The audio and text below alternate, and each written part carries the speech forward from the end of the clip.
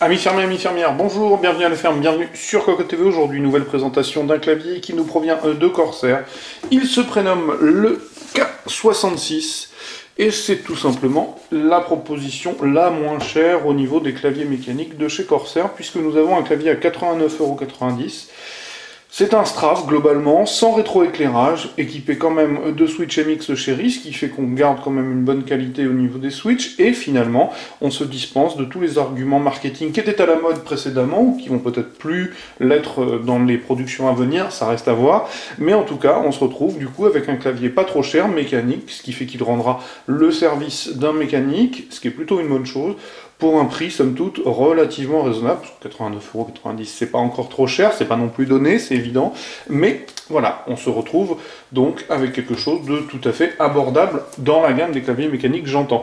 Au niveau du packaging, bien c'est simple, on retrouve le fameux Corsair Gaming, à savoir les voiles en doré, les petits encarts jaunes qui précisent les principaux points techniques du clavier, il est largement présenté sur le dessus. À l'arrière, on retrouve le clavier avec un certain nombre d'explications et des commentaires, bref, quelque chose de classique. On a l'habitude de voir ça chez Corsair. Je mets donc de côté sur le bundle, simple, entrée de gamme, ça veut dire aussi économie à tous les niveaux. Donc on a les clauses de garantie et le guide de l'utilisateur, et ce sera tout. Pas de set de touches, pas de képuleur. Ceci étant, on a un clavier à la finition tout à fait correcte, pas de difficulté de ce côté-là, c'est même plutôt pas mal. Par contre, petite critique immédiate, c'est la présence du plastique aspect granuleux. Alors, à contrario du G-Skill où il était peut-être un petit peu moins qualitatif, on avait un petit aspect cheap, et bien là c'est pas trop le cas. Maintenant, ça reste un clavier full plastique extérieur, j'entends, puisque au niveau du poids, on a quelque chose de assez lourd et de rigide, pas de difficulté sur le plan de la construction, donc bon, finition tout à fait honorable, pas de difficulté, pas de critique à faire. On retrouve les petites encoches pour le repose-poignet, qui n'est évidemment pas fourni.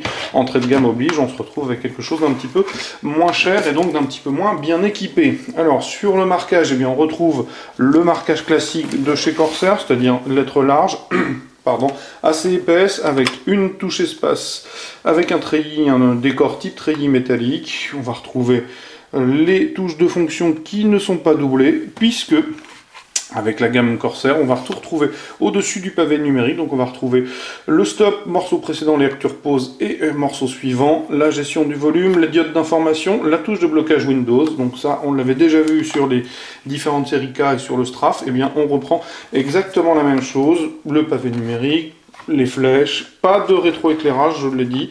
Du coup, on se retrouve avec quelque chose de sobre, finalement, d'assez classique. Au niveau du châssis, comme vous le voyez, on a quelque chose d'un petit peu plus large, enfin, par rapport aux couleurs Master Keys par exemple, donc un peu plus de design. Il est toujours tout aussi plaisant.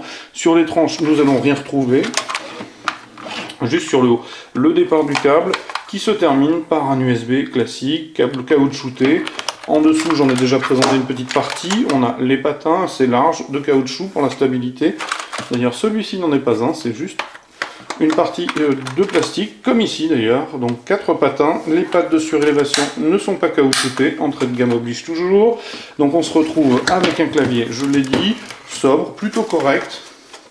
Pas besoin de démontrer ou de montrer le rétroéclairage. De toute façon, comme je vous l'ai expliqué sur une vidéo, je ne suis pas encore tout à fait équipé pour le faire. Au niveau des switches, on a des switches MX rouges, donc vous le voyez. Au niveau du fonctionnement, ce sont des switches dits linéaires, vous vous en souvenez normalement, donc pas de clic ni sensible, ni tactile, ni audible, pardon. Et on se retrouve donc face à un clavier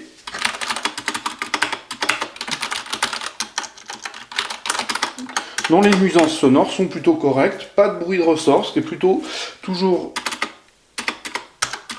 un bon point. Je revérifiais avec l'oreille un peu plus proche, donc ça a l'air plutôt pas mal. Au niveau du bruit, c'est mat, c'est plaisant. Bon, évidemment, ce sera toujours un petit peu déplaisant si vous êtes en open space pour les autres camarades, mais finalement, on s'y fait assez facilement. Les touches sont en ABS, toujours un petit peu la critique que je fais vis-à-vis des claviers mécaniques, c'est cette présence de touches qui se lustrent, ce qui est un petit peu dommage. Alors sur la barre espace, on évitera l'aspect lustré grâce au treillis. mais ceci étant, on reste face à des touches qui se marqueront irrémédiablement avec le temps. Donc au final, est-ce qu'on a un clavier tout à fait recommandable? Je dirais que oui, puisque c'est tout simplement la proposition de Corsair la moins chère. On évite peut-être le rétroéclairage qui a pu avoir mauvaise presse chez Corsair, et à mon sens ça c'est terminé, mais en tout cas on a un clavier entrée de gamme, 89,90 €, qui, je l'ai dit, raisonnable et à la fois un petit peu déraisonnable. Maintenant, ça reste l'un des moins chers des claviers mécaniques, donc on va pas bouder notre plaisir par rapport à ça. Ce que je vous propose, c'est de venir lire le test écrit qui paraîtra très prochainement sur cocodeland.com. Comme d'habitude, je vais vous souhaiter une excellente journée. Je vous dis à très bientôt et au revoir.